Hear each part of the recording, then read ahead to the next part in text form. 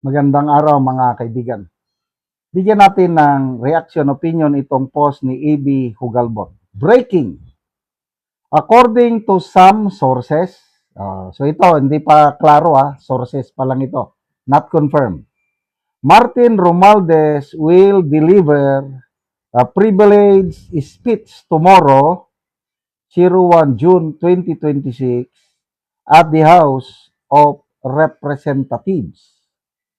May fireworks din kaya?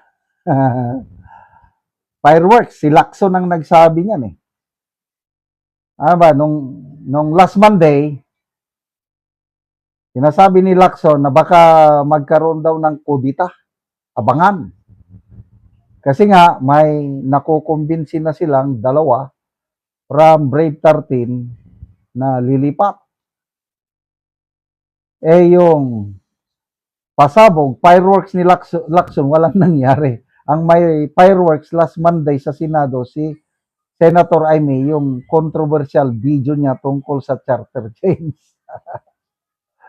Ano pa yung mga fireworks sa Senado? Yung walkout. Sumunod na araw, walkout naman. Yan ang mga fireworks. So ito, I don't know ano yung sources ni E.B. Hugalbot dahil matagal na tumahimik si Martin Romualdez. Ang alam ko na nagpakita siya kailan ba yun? Nung na-endorse na yung impeachment case ni BP Sara papunta sa Committee on Justice. Yon, nagpakita siya para siyang artista sa kamera, ang daming nagpapa-selfie ng mga kongresista sa kanya. That was the last time na nagpakita siya sa Congress. Sa aking na-monitor lang, I don't know kung nag-attend ba siya o hindi. Tapos ang last na fireworks niya o pasabog, yung video niya, nung nananakot na siya, nung kinasuhan na siya ng ombudsman, na marami akong alam. Pag tumbahin nyo ako, marami rin akong isasama. Tutumbahin din kayo. Di ba? Ganon. Yun ang last fireworks niya. After that, wala na. Tumahimik na. Pati yung kaso na inaisampa sa kanya sa Sandigan Bayan, tumahimik na rin. O di ba, ang balita nun, sinampahan na siya ng plunder, direct, indirect bribery, malversation, graft. Mula noon, magto 2 months na ata, wala namang lumabas na warrant of arrest.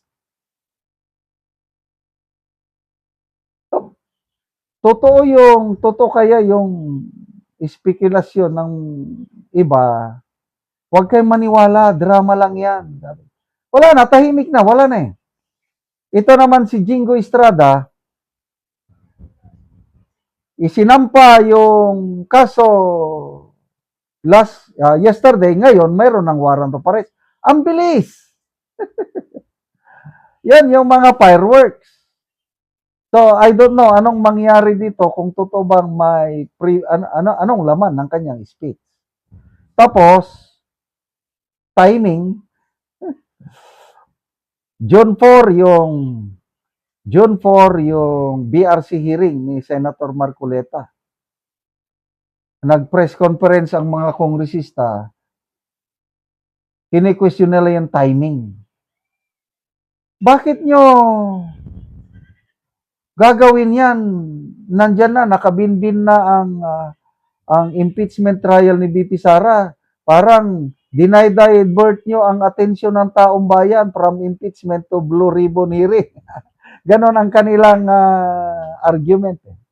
Bakit? Wala namang masama kung Marcoleta, subcommittee lang yaman na ito. Malayo pa naman yung trial proper. Hinihintay pa yung mga sagot ni BP Sara at saka counter sagot ng mga prosecution. What's wrong with the timing? So, connecting the dots, 3 days. Kasi June 1 bukas, kung totoong mag-privilege speech, uunahan na ba niya yung mga pasabog sa Blue Ribbon? Ay, nako.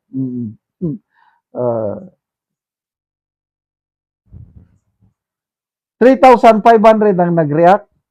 2,600 ang tumatawa, 838 ang nag-like. Oh. Comments. Carlos Kita, retired general ito, kilala ko. Ano ang fireworks niya? Alam naman ng lahat na siya at pinsan niya ang may pakana ng lahat. Leo Kravitz, and now, kanta na ito, my way. The end is near, and so I face the final curtain. My friend, I'll say it clear. I'll state my case, of which I'm certain. I've lived a life that's full. I traveled it in every highway, and more, much more than this. I did it my way. The end is near na ba? Oh, Jeps Pondador, 3 days before the hearing. Timing. Ranilo Anyora, another script looming. Akireds, Ruiz, meron, may malita din yan at award. Confetti, please. Robbie Bautista, ay, kaabang-abang ba? May isasabit ba siya? Of course. He won't go down the drain alone. Yan ang maganda. Kung tutuhanin niya yung kanyang banta sa kanyang video na inilabas naman na kung plano niyong targetin ako, marami akong alam. Idadamay ko kayo. Oh. Bantayan natin. Kung totoo ito, dahil sources lang ito, sana totoo. Magsasalita siya at mandadamay. Yeah. May nag-utos sa akin. Hindi akin-akin lang yan. Hindi amin-amin lang ni Saldico. Meron kaming mas mataas na boss. Sabi ni Ting Lacson, walang mastermind. Sabi naman ni Ombudsman Remulla, si Martin Romualdez at Saldico ang mastermind. Sinong nagsasabi ng totoo? Salamat mga kaibigan sa inyong pagsubaybay sa channel na ito. Nakakatulong kayo ng malaki sa tribong Talanding ng Bukidnon dahil ang sweldo natin sa channel na ito is pantulong sa tribo. Namimigay tayo ng libreng yero at pako para makapagpatayo sila ng mas maayos na tirahan. Panoorin niyo ang video na ito. So si ate, gibutang na lang na diha. So mo na among gihatag nga yero. So dili niya mapasan tungod kay bugat. So ate, unsay imong masulti nga natagaan kag yero? Salamat kaayo sa naghatag. Dayon. Merry Christmas. Then more blessings pa. O ate.